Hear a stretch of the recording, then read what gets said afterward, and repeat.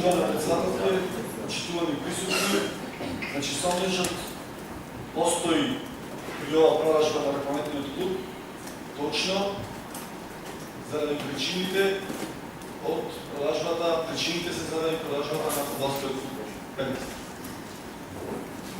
Тоа што некој ќе донеси титула во некој клуб, а се огреши пред законите, не значи дека не треба да одговара. Значи, Берлускони носеше титули, па одговараш. Значи, ние можеме да видиме, емотивно поврзани со некој клуб и некој поединец донесол успех, благодариме, меѓутоа ако се огреши, треба да одговара. Зошто велам дека постои сомнеж при продажбата сега на жалбата за продажба на ръководниот клуб, а тие причини ги влечени од продажбата на фудбалскиот клуб. При продажбата на акциите од Цермат на Лозар, на Пелистерка, последуваше општина Битола и сега излегуваат на виделина неразчистени односи.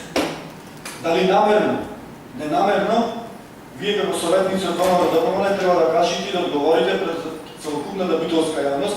Тоа треба да го одговори, се согласувам ако го помислите и вие тоа, Владимир Талевски. Меѓутоа Владимир Талевски не види.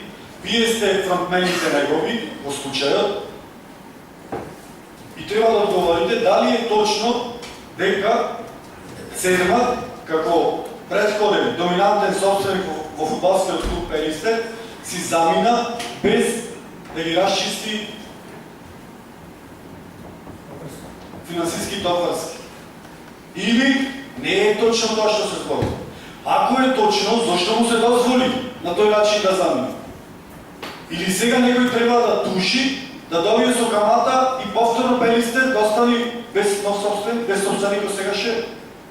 Значи, ако е вистина тоа што се зборува, тогаш одговорете, кажете, не е така. Излезе сегашниот собственик и вели, Цермат треба да плати или нема платено. А се направи на некој начин трипартитен договор меѓу Цермат, Пелистерка и општина Битола со цел Пелистерка да ги преземе акциите од Цермат. И ние предпоставувавме тогаш и целокупната битолска јавност дека сето тоа се изведе во некоја атмосфера најдобро пријателска и без останати опашки позадини. Сега избегува нешто друго.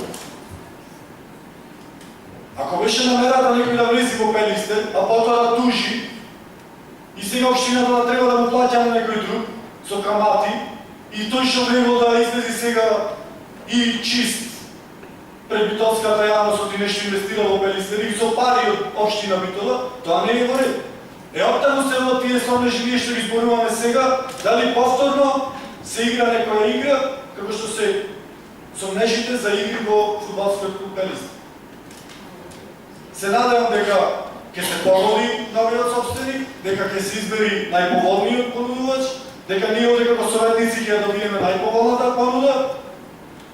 Се надеваме дека ќе го добиеме сето тоа пред нас, нема да дојдат само со еден договор овде да речат ова е најповолниот. Ако се двајца, тројца или ако еден ти видиме ако одговара, не одговара.